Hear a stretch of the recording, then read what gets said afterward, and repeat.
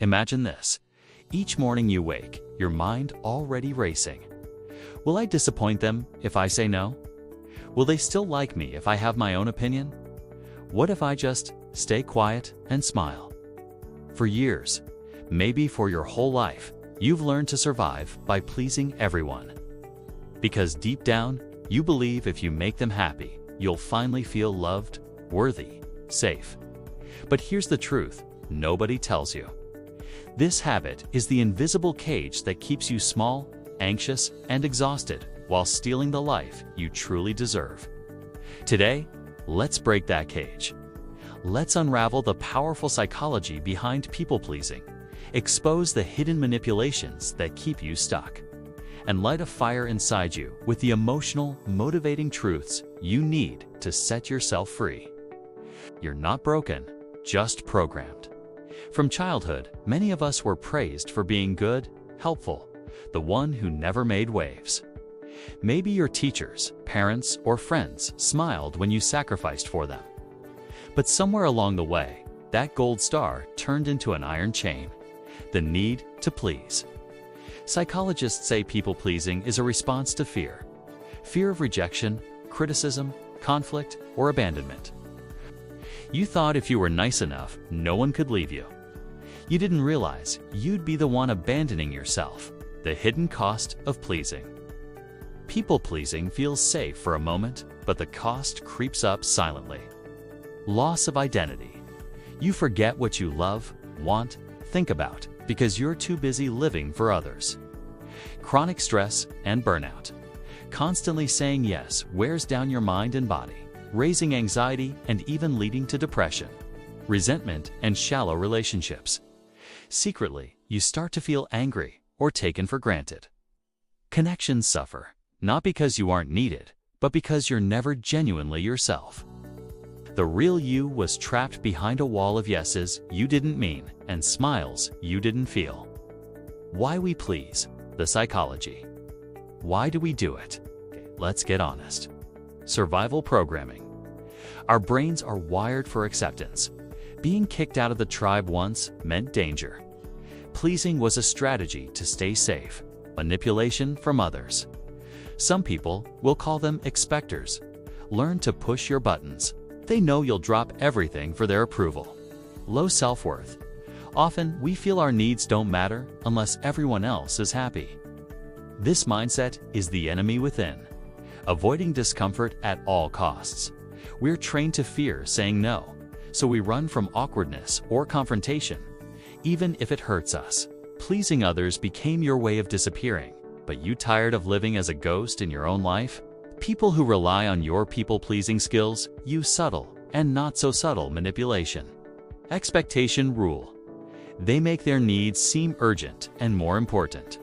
You feel pressure to comply, withdrawal of approval. If you ever push back, they sulk, guilt trip, or withdraw affection, making you scramble to fix things. Never enough. Even when you please, they give you just enough approval to keep you coming back, always doubting if you've done enough. The hardest chains to break are the ones made of guilt and obligation. Here's the big lie. Pleasing everyone doesn't buy you love. It only buys you anxiety, exhaustion, and a faded version of yourself. Psychologists confirm. Chronic people-pleasing leads to emptiness, loneliness, and even resentment, both towards yourself and others. You wanted them to love you for what you gave. Instead, they just took, and you were left with nothing. Now for the most powerful part, how to break free. Ready for the step-by-step psychological and motivational hacks to reclaim your life. Step 1. Cultivate self-awareness. Spot the habit. Change starts with recognition. Notice when you say yes out of fear, not desire. Ask yourself, whose life am I living right now? Keep a journal. Write down every time you say yes but mean no. See your patterns. Step 2. Uncover your true feelings. Reconnect to you. People pleasers often forget their real likes, dislikes, and dreams. Reconnect by asking, what do I want to say yes to? For me, not just for others. What used to light me up before life demanded I be nice to everyone? Step 3. The power of no. Learn to disappoint with honor. No isn't a curse. It's the foundation of real connection and respect. Start small. Practice saying no to tiny requests and build up from there. Replace I can't with I don't. Example: I don't work late on Fridays feels unyielding, and research shows it's less likely to be questioned. Use the buffer. Let me get back to you. Gives you time to think before you cave. At first, saying no felt selfish. Now, you realize every no to them is a yes to yourself. Step 4. Set boundaries and make them visible. Boundaries are not walls. They're guidelines for how you want to be treated. Without them, you invite disrespect. Be clear and specific. I'm not available after 7 p.m. or I only help when it fits my schedule. Expect some pushback as people test your resolve, especially those who benefited from your people-pleasing. Hold firm. Step 5. Stop apologizing for existing. People-pleasers say sorry for things that are not their fault. Instead, replace sorry with thank you. Example: thanks for your patience. Not sorry, I needed time. Notice when you say sorry, was it really necessary? I'm not here to shrink so others feel bigger. I'm here to take up my rightful space. Step 6. Challenge the inner critic. Be your own friend. People-pleasing is fueled by negative self-talk. You're selfish if you put yourself first. Question those thoughts. Would I say this to a friend I love? Mindfulness practices help you notice, but not obey, the noise in your head.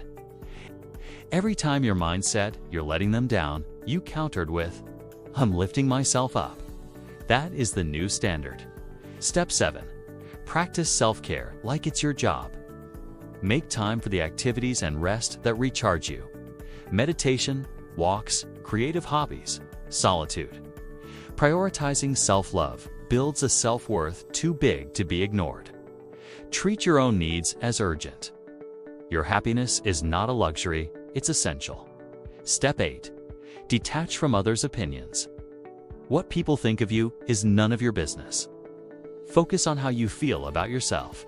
Remember, validation that wavers was never real respect anyway. You used to let their moods dictate your worth. Now you know your value, even if they don't see it. Step 9. Surround yourself with real support. Find people who love your authentic self, not just your helpfulness. Seek those who cheer your boundaries, who say I love you, even when you say no. Step 10. Embrace discomfort as growth. Saying no, setting boundaries, prioritizing yourself, it feels uncomfortable at first, even scary. This discomfort is a sign. You are finally growing, not shrinking. Celebrate it. If others can't handle your new strength, maybe they were only meant for the old, exhausted you. You thought losing approval meant losing love, but the only approval you ever needed was your own. Picture this scene. You're standing at a crossroads. To the left, the familiar path, endless yeses, unspoken resentment, another exhausted night. To the right, the unknown, the path of your own heart. You take a shaking breath. The approval of the world clamors behind you, begging you to stay. But forward, you see something shining. Peace, freedom, real love, not earned, but given. You step forward. When you lived for everyone else, you lost yourself. Today, you reclaim your life, one brave no at a time. The world's happiness isn't your responsibility. Your own is. Today, you choose yourself. Without guilt. What if we flipped the script and used manipulation not as a dirty word, but as a tool for our own liberation? Manipulate your time. Block off hours for yourself, just as you would for others, and guard it fiercely. Manipulate your environment. Remove triggers and people who guilt trip or take advantage. Manipulate your thoughts. Interrupt people-pleasing scripts in your mind with affirmations. My needs matter. My worth isn't measured by who I please. Manipulate social expectations. Blame your schedule, not yourself. I've made a commitment to prioritize my family, my health, my peace. I will use every tool at my disposal, trick my habits, restructure my days, speak my truth, until pleasing myself feels as natural as pleasing everyone else once did. Close your eyes. Picture yourself walking through a day where you say what you mean, do what you love, rest when you're tired, and connect only where your heart feels at home. How does your body feel? Lighter? Stronger? Can you breathe? This is not a fantasy. This is your birthright. The daily challenge, step by step, rewiring. Week 1. Awareness. Notice every yes that should be a no. Write them down. Week 2. Small no's. Practice declining tiny requests with kindness, but without guilt. Week 3. Boundaries. Announce one new boundary to friends or coworkers and hold it. Week 4. Self-care ritual. Schedule a daily act just for you and defend it. Week 5. Real connections. Spend more time with people who respect your limits. Week 6. Reflection. Journal the difference. How do you feel? How do others react? What fears remain? What new freedoms arrived? Day by day, watch your self-respect and peace grow. Quietly at first, then fiercely.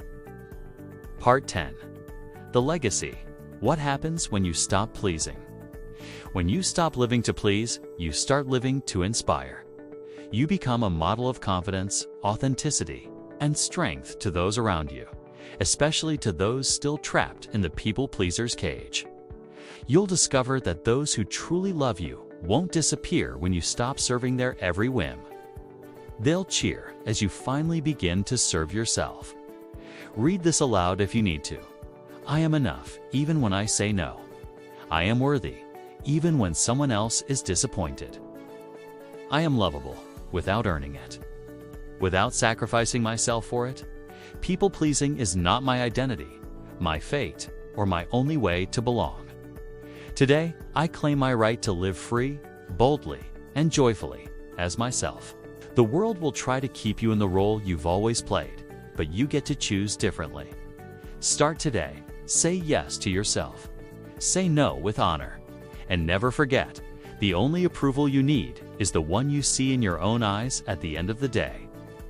Thank you for choosing yourself. Thank you for the courage to live true. The journey is yours, and the world will be brighter, not because you pleased it, but because you lived authentically within it. Now, step into the day ahead. Not as a servant to others' happiness, but as the builder of your own. You are free. Always were. Always will be.